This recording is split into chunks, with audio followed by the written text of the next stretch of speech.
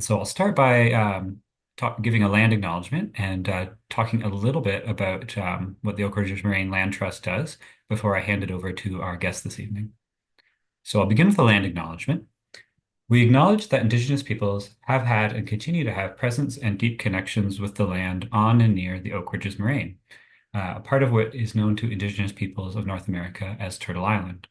These lands are the meeting places of two treaties, the lands of the Mississaugas of the Credit, the Chippewas of Georgina Island, Rama, Beausoleil, and of the Mississaugas of Alderville, Curve Lake, Hiawatha, and Scugog Island, the First Nations of the Williams Treaties. We would like to thank them and other Indigenous peoples for sharing this land with us. We acknowledge that Indigenous peoples have been subjected to colonial oppression and injustice, which continues to this day. We acknowledge that the first step to reconciliation is recognizing Indigenous peoples' inherent right to the land. We will continue to create a better future for our relationship with Indigenous peoples. The Oak Ridges Moraine Land Trust endeavors to honor the land and its treaties by ensuring healthy ecosystems that thrive forever. And we recognize that working together with Indigenous peoples to include ecological traditional knowledge systems moves us towards an equitable and sustainable future. So what does the Oak Ridges Moraine Land Trust do? So about 90% of the land on the moraine is privately owned. It's a glacial landform which occurs roughly from around Burlington all the way out to around Port Hope, down on the past the south shore of Rice Lake. So it's this really long ridge that was formed about 10 to 12,000 years ago by the retreating Wisconsin glaciation. And a lot of it is severely threatened by development. And so the Land Trust is a NGO, an environmental charity that can acquire land or interests in land to help protect it and ensure that those habitats are around forever. And part of the deal with land trusts are that the land is protected in perpetuity.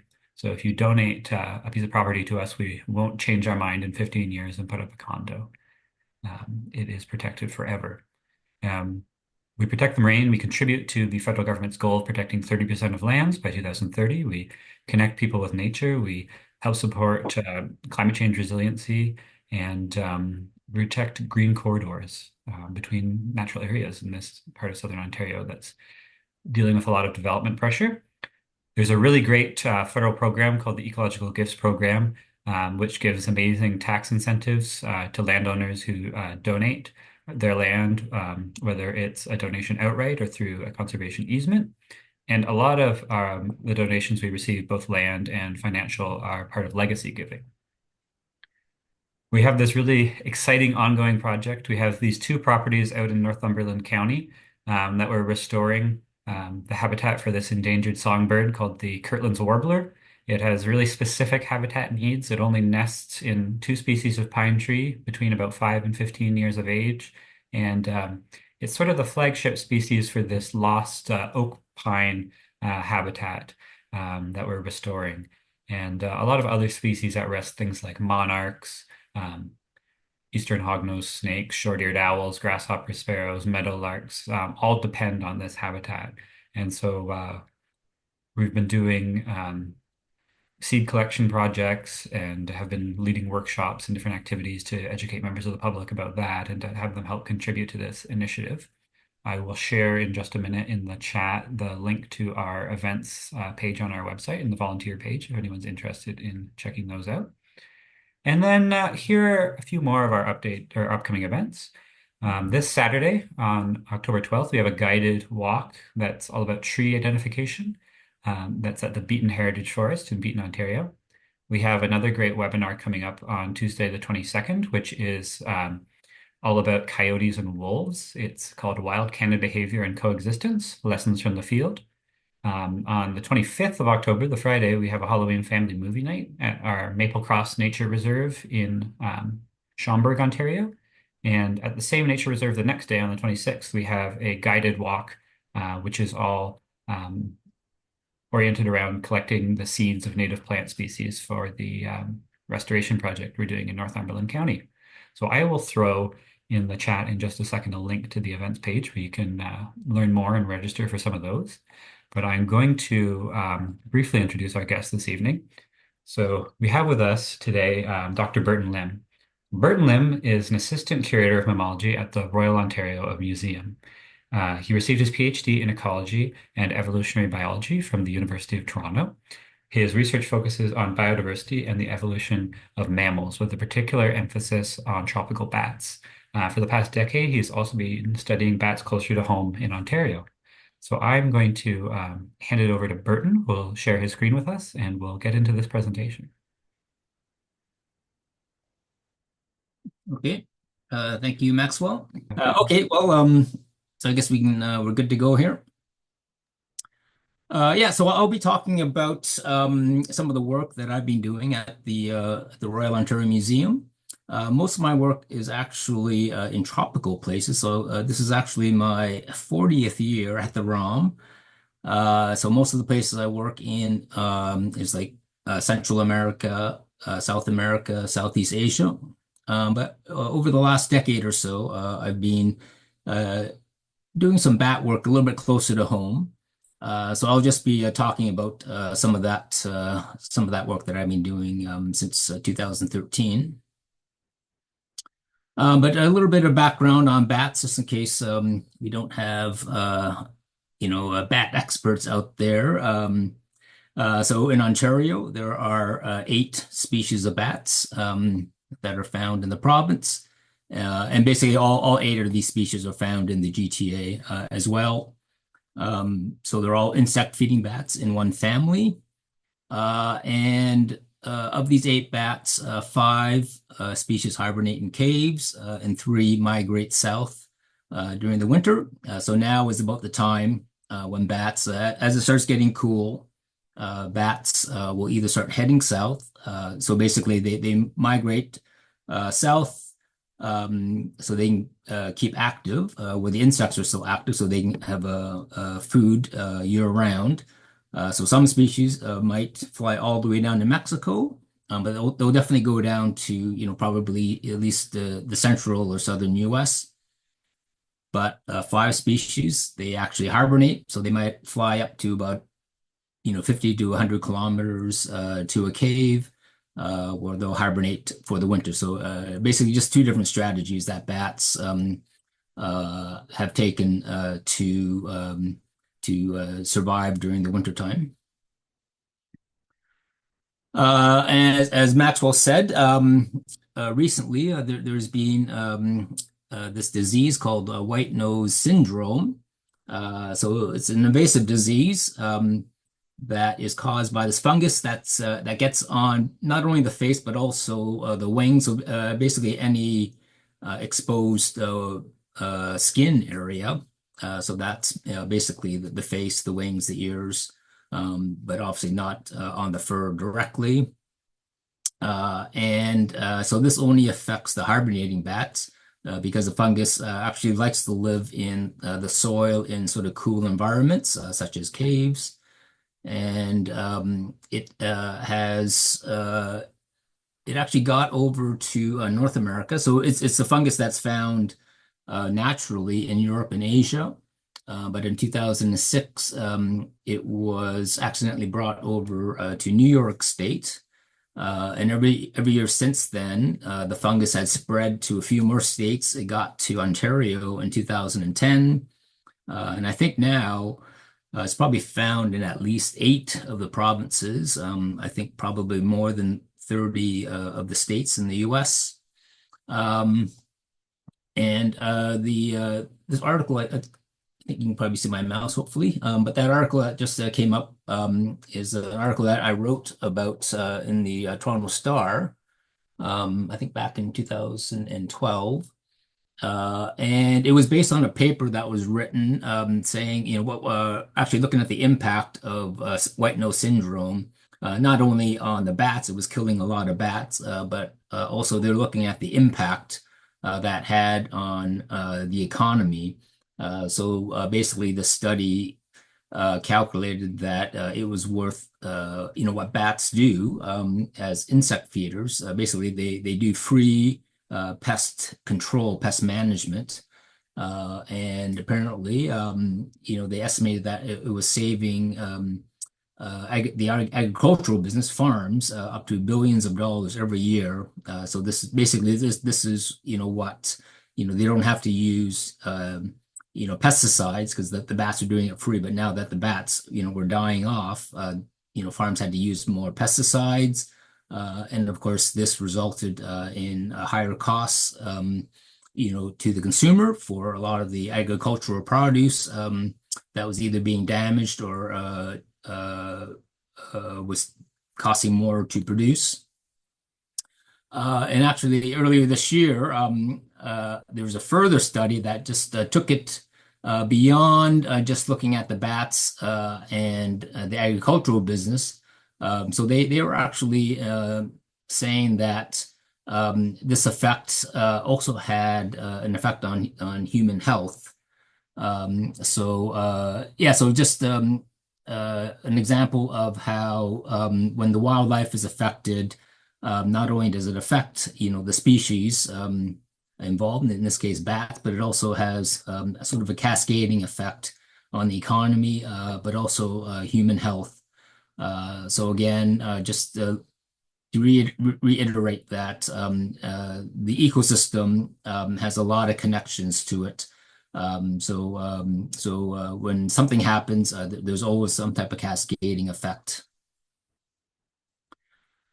And because of this white nose syndrome, three of the species were listed back in 2018 as endangered species by the Canadian government.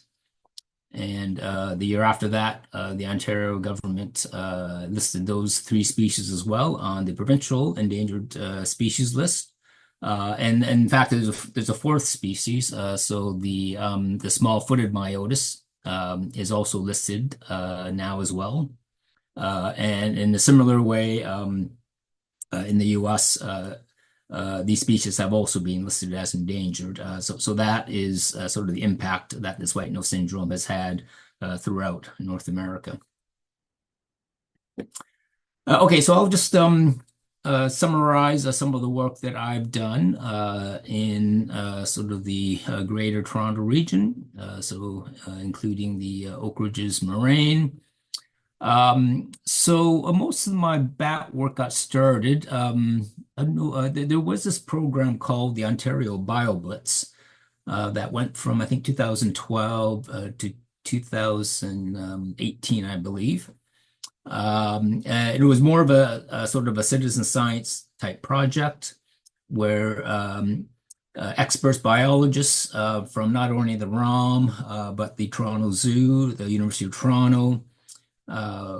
So in a 24-hour period, we would try to document as many different species of organisms as possible. So the idea was that we would concentrate each year on a different watershed in the GTA. And yeah, so when I started doing my bat work, so the first one I did was in Courtright Center. So that was the Humber River watershed.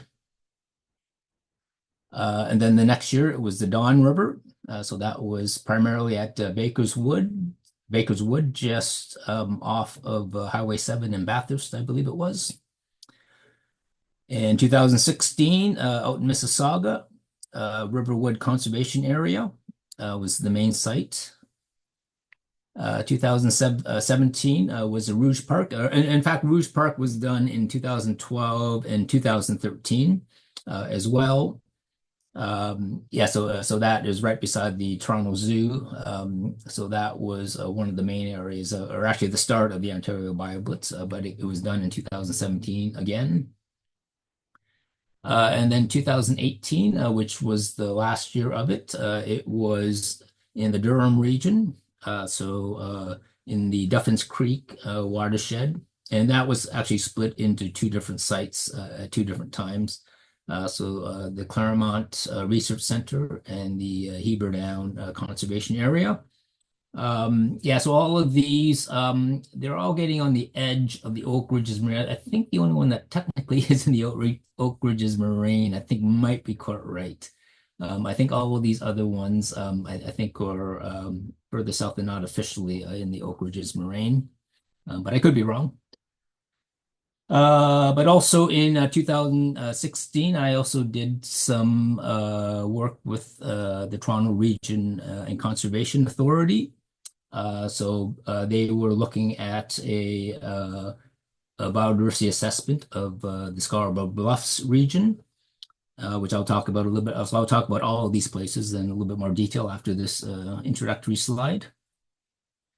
And then most recently, this was just sort of pre-pandemic and the beginning of the pandemic. I did a bat echolocation project in sort of the downtown area at the ROM, but also the Toronto Islands. Okay, so I'll just quickly go through some of the Ontario BioBlitzes. So the first one,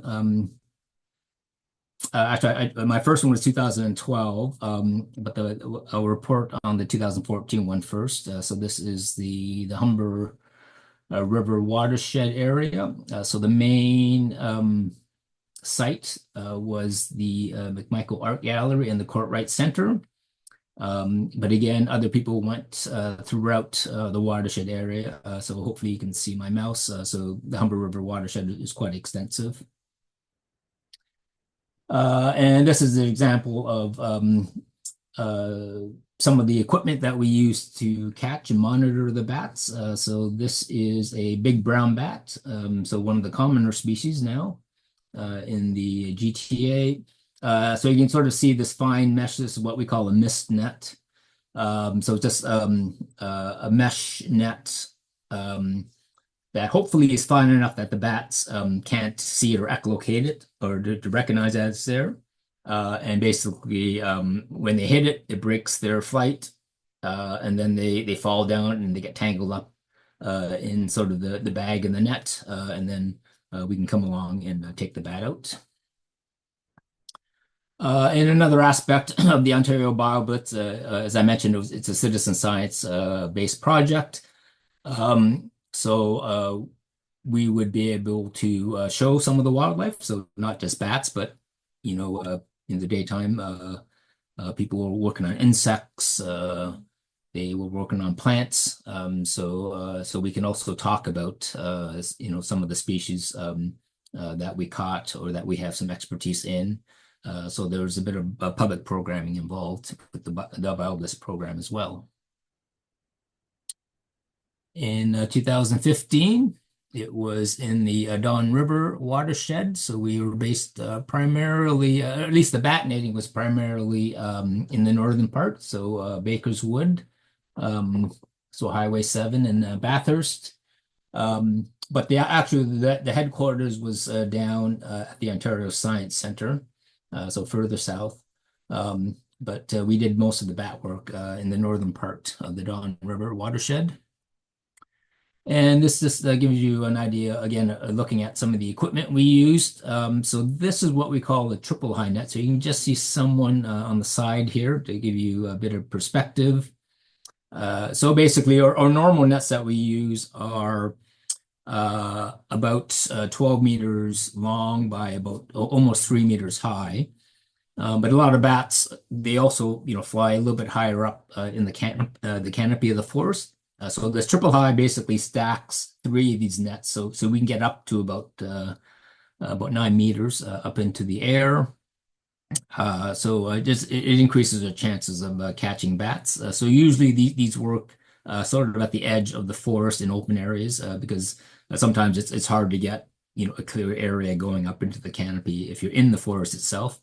So a lot of times you have to put these sort of on the edge. A little bit of clearing before you get into the forest itself. And this is just a shot photo of another big brown bat. So I think at all of these sites, we always caught the big brown bat. And this gives you an idea of the wing of the bat. So basically a bat wing is just a modified hand. So you can see the thumb here. And there's a finger right on the edge here. So 1, 2, 3, 4 fingers. So the thumb and then 4 fingers. And of course, the skin membrane is stretched between the fingers, but it's also the arm is actually elongated as well. So the skin membrane goes from the modified hand all the way to the side of the body, but you can see there's blood vessels, there's nerves in there. So the wing design of a bat is different from, say, a bird or an insect. So that gives you an idea of an up close view of the bat wing. In 2016, we went to the Credit River. So the main headquarters was the Riverwood Conservation Area in the south. So this is on the Credit River. This is a bat. So this is one of the endangered species that we caught, the small-footed bat. Yeah, so this species, there are three species in the genus Myotis, and this is probably the least common of the three species. So when we caught this, we were very pleasantly surprised, and we identified it morphologically, but we also took a wing punch just to make sure that we did get what we thought we got.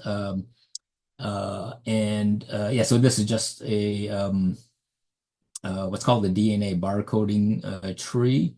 So basically, based on DNA, that groups things that are genetically similar to each other. So you can see this group up on top is the little brown bat species. The one on the bottom is the northern long-eared, and then the group in the middle is the small-footed bat. And so I've expanded that particular triangle so you can see each of the individual samples. So the one I blocked off in red is this bat here from the wing punch. And as you can see, it falls within the group of the cluster of small-footed bats. So not only do we have morphological confirmation, but also genetic confirmation of that species identification. This is the bioblitz in the Rouge River. So this is actually at I think that the Rouge Park is the first, if not only still, urban national park, I think, in Canada. I think they talked about other urban parks. I'm not sure if they've officially created any other. But again, as you can see, that the zoo is on sort of the southwestern edge. And the actual headquarters, the headquarters for the Rouge National Park, I think, is down around these clusters in the southeast here. So that was 2017. Other things that we do on the BioBlitz is we also document the species diversity. In general, bats are fairly small. So what I do is I've got this macro camera sort of lens and flash setup where I can take up close shots and usually if I get it in focus, the resolution is pretty good there. I can zoom in on the faces of these bats to see some of the details and characteristics. So this is a big brown bat. Again, one of the more common bats that are found in Ontario.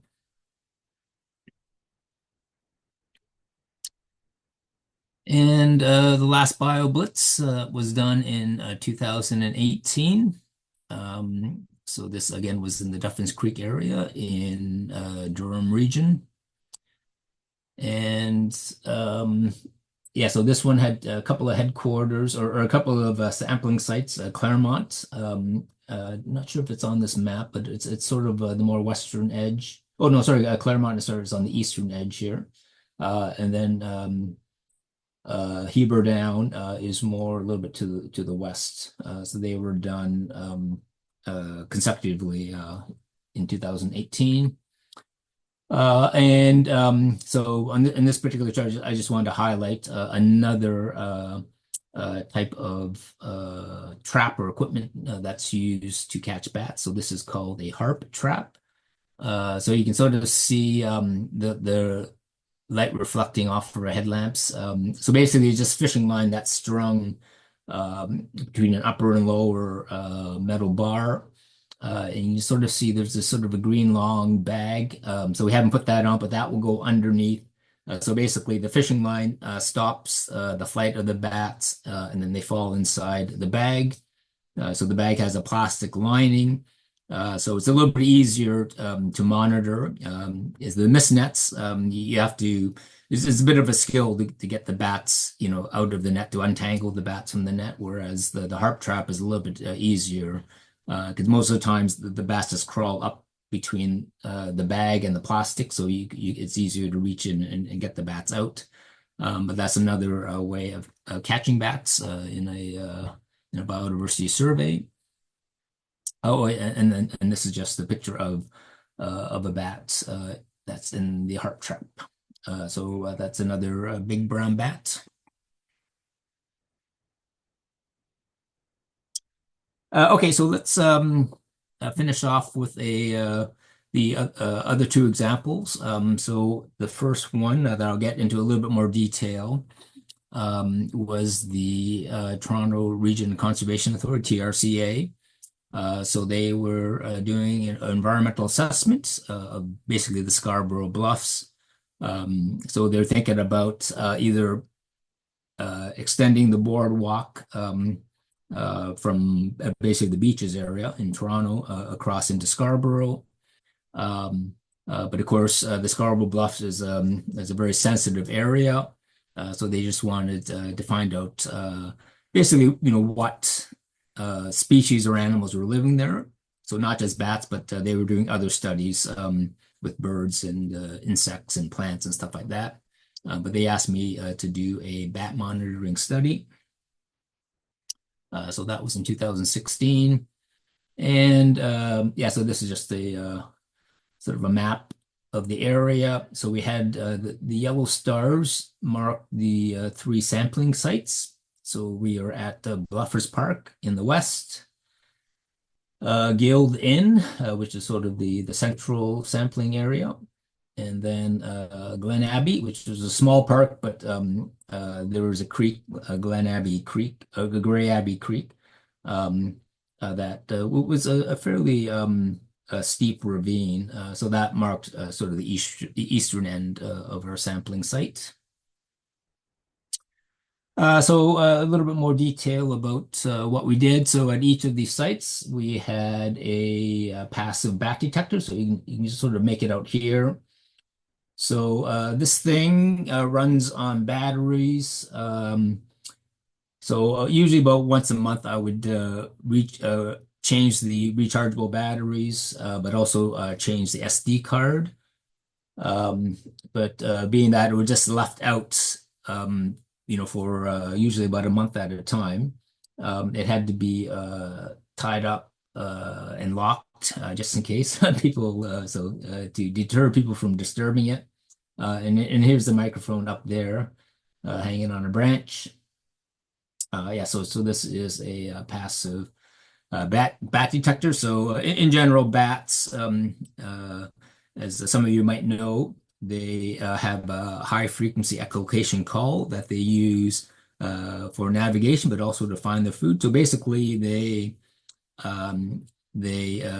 see with their ears. So they in their head they get a picture based on the echoes that come back.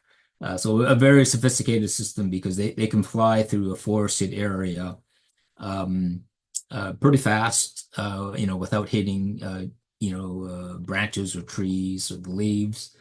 There's a few times that I've been doing field work, in my either the bulb in my headlamp goes out or the batteries die, and I can't even walk half a foot in front of me without hitting something.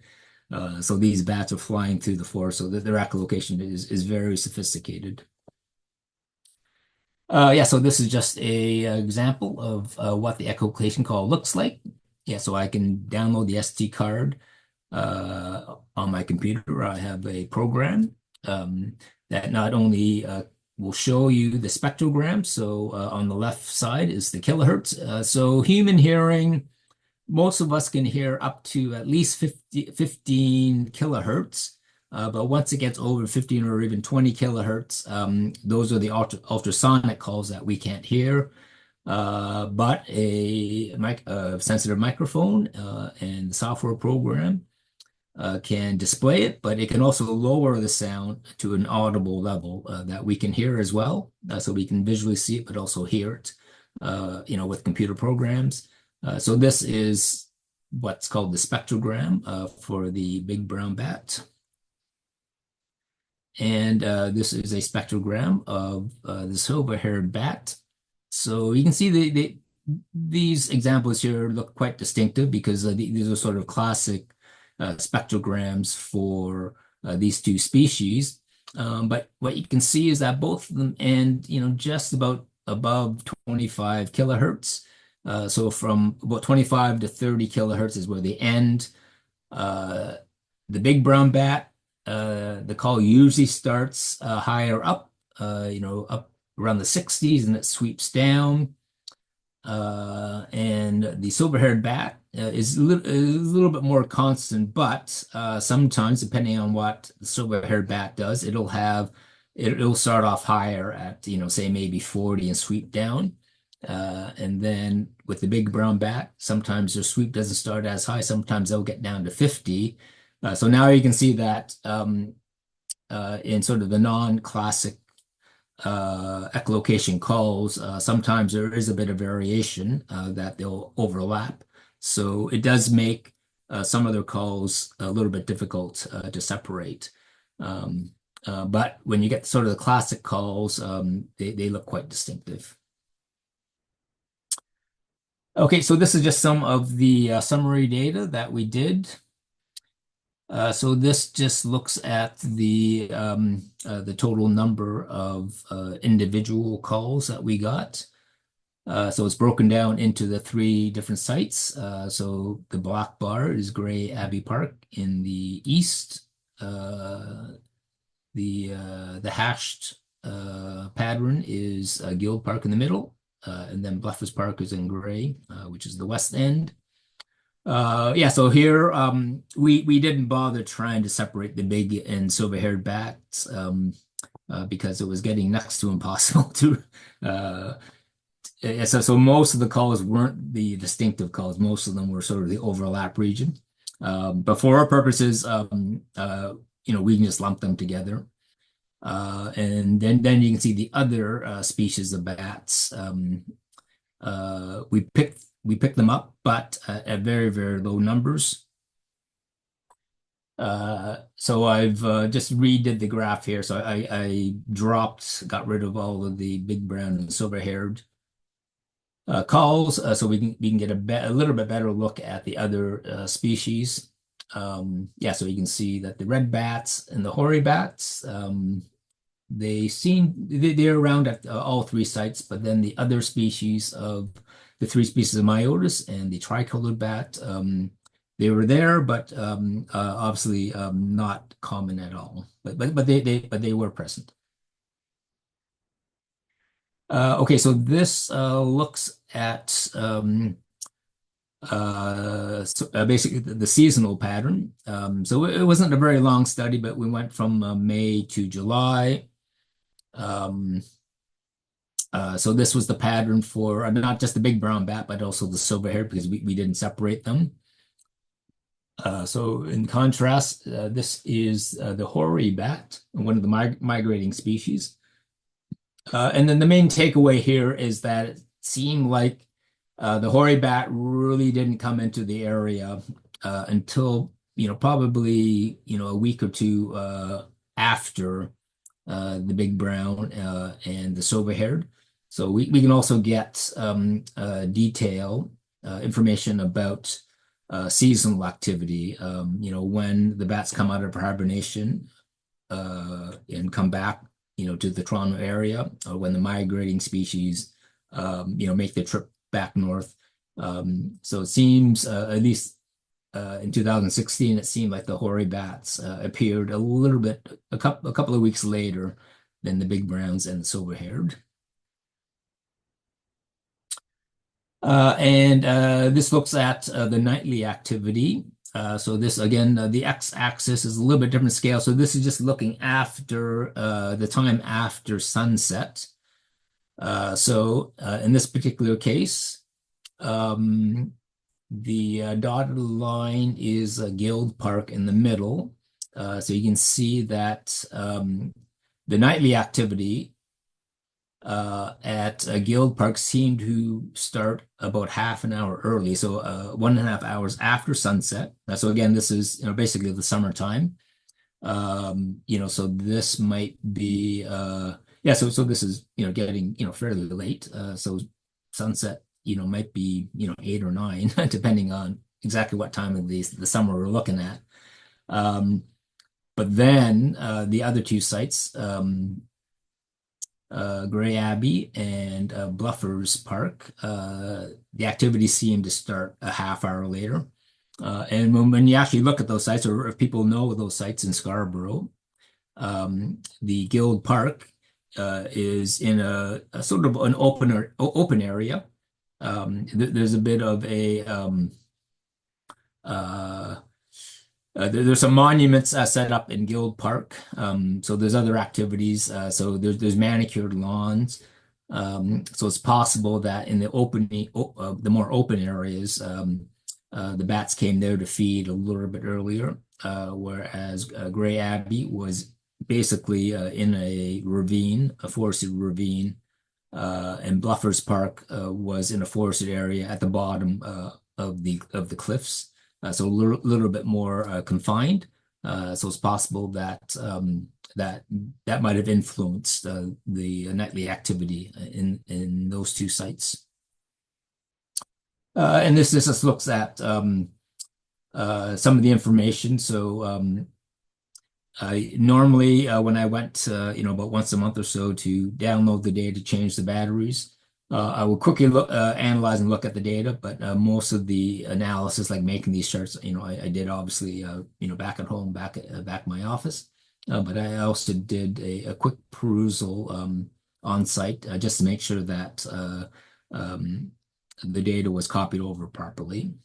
So that's one of the nice things about these passive systems is that you can actually check up on them fairly quickly in the field itself.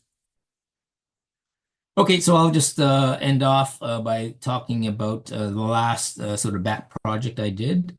So this happened, it started off in 2019. I had put up again, one of those bat detectors. I put it on top of the roof of the ROM. So that red arrow shows you where it was set. So again, those that know sort of the downtown Toronto area, so the ROM is at the corner of Bloor and Queen's Park. But on the west side, there's a very narrow strip of green space that's called Philosopher's Walk. So it's actually part of the University of Toronto. So basically, I was just trying to, I just wanted to know, were there any bats, that were living or flying in that area? So I had put a bat monitor recorder up there. But then, of course, in 2020, the pandemic hit and everything got shut down. So I was hoping, to get 2 years worth of data. But of course, in March, 2020, everything, came to a screeching halt. Uh, but after the ROM sort of reopened, so the ROM opened and closed several times, as a lot of businesses did the same as well. And I think it was in 2020, the next year. So when I actually did get back into my office, there was this old voice message on my machine. So somebody from St. Andrew by the Lake Anglican Church on the Toronto Islands had called me up saying that there were bats in the belfry. And they wanted to know the best way to to deal with them. So the first thing I said is I can go down and find out what species they are by taking down a portable bat detector. So after that, and it was the big brown bat, so it's a very common species that roosts in buildings. Um, the migratory species don't roost in buildings; they just hang basically individually in trees. So I asked, if you want, because she seemed pretty interested in these bats, so she wanted, to protect them, but also, she also didn't, want them in the church either. So I asked him, if you want to know more about the bats, I can put up, a passive bat detector on the property, and then she agreed. So yeah, so I guess that was 2021 that I was able to do that. So that allowed me to compare the two data, the two sites. So one is, literally right downtown Toronto. The other one was sort of a urban green space on the Toronto Island. So I'll just quickly summarize the information that we got. So the first few slides will be looking at the data from the rooftop of the ROM, looking over Philosopher's Walk. So again, like right in downtown Toronto, we basically got at least six of the species. So I'm not 100% sure about um, the species in the genus Myotis. So I've called them little brown here, but they could potentially be the northern long-eared bat and or the small-footed bat. But at least six different species. But these ones down here are the endangered species, the ones on top. But they weren't as common, but they were present in downtown Toronto. Yeah, so the other species. So here we have the three migratory species: the hoary bat, red bat, and the silver-haired bat. And then there was a bunch that were not identified. But the most common, at least according to the program that did auto identification, was the big brown bat. Yeah, so again, I wouldn't put too much trust in the no IDs, silver-haired and big brown. But basically, these two species are the most common. Uh, yeah, so I'll give you a comparison with the Toronto Islands in a few minutes here. Okay, so this looks at the activity during the year. You'll see that there's a few gaps here. So this was 2019. So this gap here is I went down on a field trip to South America. So I didn't have time to change the batteries. So this is the first time I had done this. So um, I was planning on getting someone else to do it for me, but of course, this was the only year I did it on top of the museum. Yeah, so there's one gap here where the battery died and I was in Guyana, out of the country. Here I was in the country. It's just that for some reason I had a busy week and I wasn't able to. So the battery died, but it took almost took a week at least to get the batteries. But in general, I can just tell by this general trend that sort of mid to late August had the highest activity over the ROM, even though there was a gap there. But that's just sort of my guess or prediction. And looking at nightly activity, we can see here that the highest activity was at about 11 o'clock. So similar to what we saw at the Scarborough Bluffs, is that there's a bit of a buildup. So, the bats don't leave immediately out of their roost at sunset. It always takes about an hour or so before they, they get going. So they like to keep it a little bit darker before they take off. So the peak activity behind the ROM was at about 11 o'clock at night. And these are just some examples of some of the echolocation calls. So this is the silver-haired, which I showed you some examples from Scarborough Bluffs. Yeah, so these ones here, you can see there's a little bit more of a sweep here. So they're getting up to almost 40 kilohertz. So starting at 42 kilohertz, ending at 25 or a little bit above. It has sort of a 20 a millisecond duration in the length of the calls. And this is the big brown bat as comparison. So again, they start a little bit higher, up to about 65, but they come down to 29. Some of them might get closer to 25, but their duration is a little bit short at 5 milliseconds. In sort of the classic calls, they can be separated, but again, there's a lot of variation in between that. So a lot of the calls are difficult to actually tell apart. So those two bats had those two seasonal and nightly activity patterns. Some of the other bats that are not as common, they had slightly different activity patterns. So this is the tricolored bat, one of the endangered species. So we didn't pick it up until the beginning of August. So for whatever reason, um, these things, so they hibernate. Um, by like June and July, they've come out of the cave, but for some reason they didn't appear in the Philosopher's Walk area. I'm not really sure why not.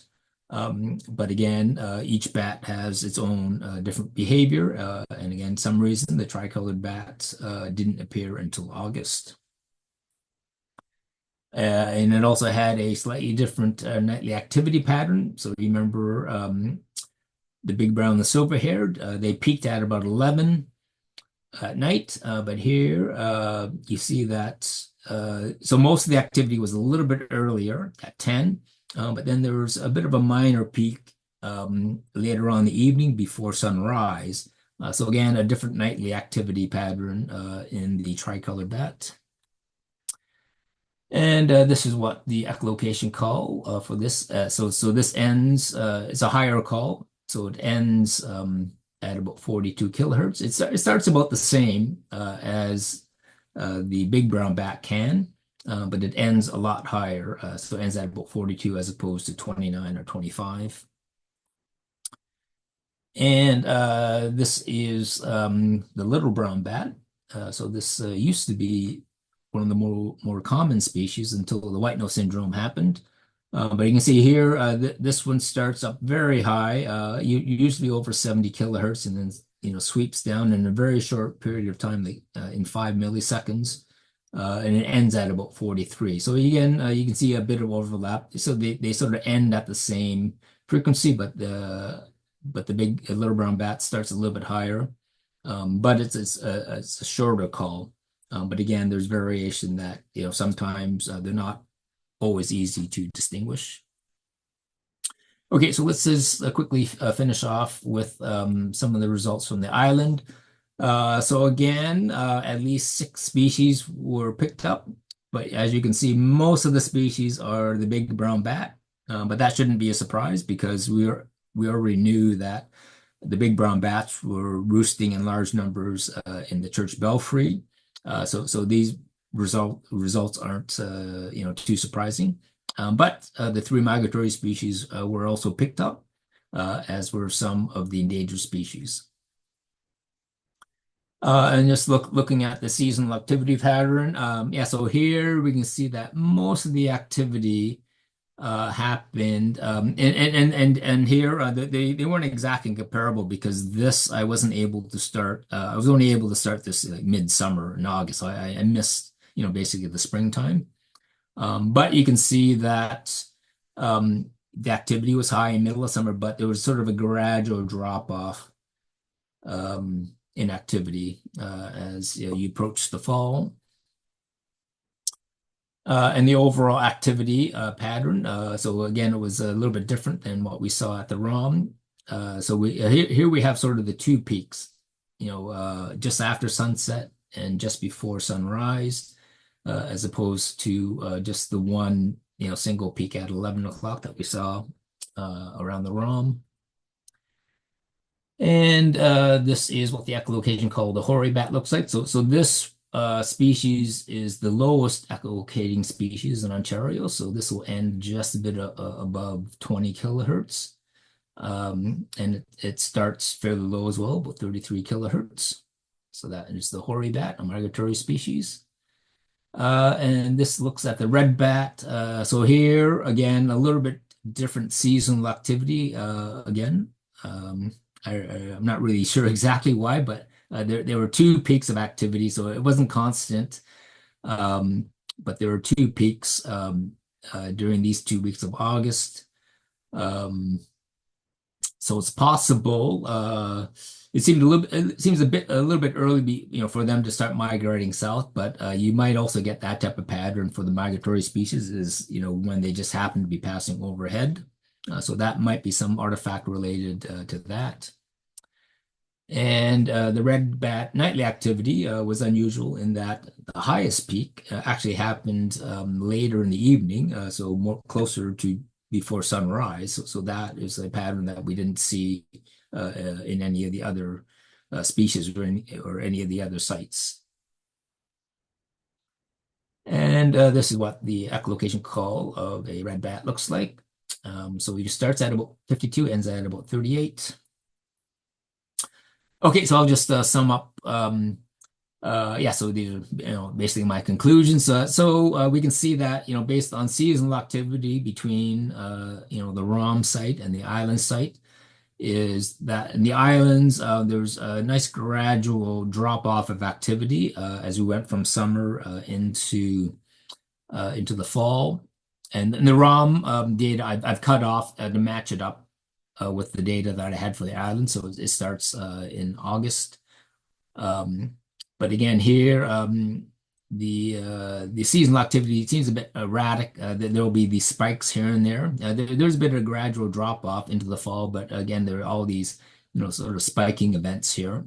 So not as a smooth transition as you saw on the island here.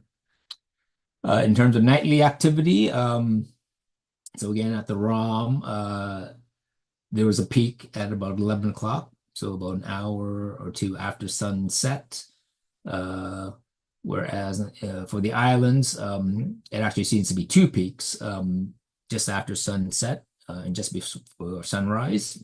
So again, for whatever reason, the same species of bats, but in the area, they behave differently. And then the last example I have here is looking at the abundance. So as I mentioned, because we already knew that the church had bats roosting in the belfry, there was this big skew of big brown bats, whereas around the ROM, a big brown bat was abundant, but the other species were proportionally, not less common as opposed to the big difference between the big browns and everything else. Yeah. So again, the same groups of bats that we're looking at, the same species of bats, but depending on the habitat, the bats' activity patterns, both nightly and seasonal, they do change. So I'll just end it off. I had mentioned about citizen science. So you can also, buy these bat detectors that you can plug into your smartphone or your tablet. So you can turn your phone into a bat detector. Yeah, so the app you can download the app for free, but it's this detector that depending on which model you get, they can range from $150 to $300. But it's a good way that people can sort of monitor bats themselves. So most of the times people really can't see the bats. They usually just see a silhouette of a bat fly by, amongst the trees. But this is a good way if people want to get more into bat activity in the backyard or whatever in their neighborhood. They can get one of these bat detectors to see what bats are in their neighborhood. Okay, so that is the end of my presentation. So I am more than happy to take any questions. Perfect. Thank you so much, Burton, for presenting and for sharing all of that wonderful information. If anyone has any questions, please throw them in the chat, and I'll moderate. So somebody's asking, do bats from different species communicate, interact with each other? Yeah, so that's one of the um, sort of acoustic analysis is a sort of an up and coming field. So as technology gets better, we can do a little bit more. So basically, we're just eavesdropping, on the bats. And yeah, so originally it was to identify the bats, but then people say, oh yeah, with a little bit more analysis, we can figure out, their activity, like their as I showed you the nightly and seasonal activity patterns. But now people are also now looking at sort of social communication. So people have put microphones in bat roosts, whether it's a cave or a tree hollow, and they find out that bats also uh, they'll make they can also make audible sounds that we can hear, obviously like squeaks, but they also have echolocation calls that they think that is for social communication. So something like a mother, trying to find her young. So if it's a cave roosting bat, and the mother goes out to feed at night, and the baby is still too young, the baby will stay in the cave. So when depending on the species, when a baby is born, the mother will fly with it, perhaps for a couple of weeks. But when the baby gets too big as it's growing, the mother has to leave, the baby behind at the cave. So of course, when the mother comes back, she has to find, her kid. And sometimes, the young may move around the cave. And sometimes, there's hundreds, if not thousands of bats in a cave. So, finding your kid may not be that easy. So people will think that there's communication with echolocation. Yeah, so that's another aspect that is again just sort of getting going. Yeah, so there's still a lot more that we need, to figure out and do research on bats. That's fascinating. Um, One other question here. We have somebody asking what a wing punch is. Oh, yeah. Um, so people are trying to find ways of doing, what we call sort of non-lethal sampling. Yes, yeah. So you can collect a specimen. Yeah, so the museum has a lot of specimens over the years, and those specimens are good because we can positively confirm that these endangered species in Ontario, used to be found in all of these different counties in Ontario, and we know that, because we have species, so we have information about, when they were caught, and by who and where they were caught. So we know, for sure that, those species were found there. And why that's important, because I had mentioned, for the three species of Myotis, which are all endangered species, they're difficult to identify, not only by the echolocation call, but also, if you had it in your hand. So if I caught one, I'm supposed to be considered a bat expert, but even I have difficulty, without looking at, like the teeth, the number of cusps, the shape of the skull. So a lot of times I need more information to identify it, more than just looking at the skin. Um, yeah, so, but of course, you can't, obviously, collect, specimens of single bat you catch.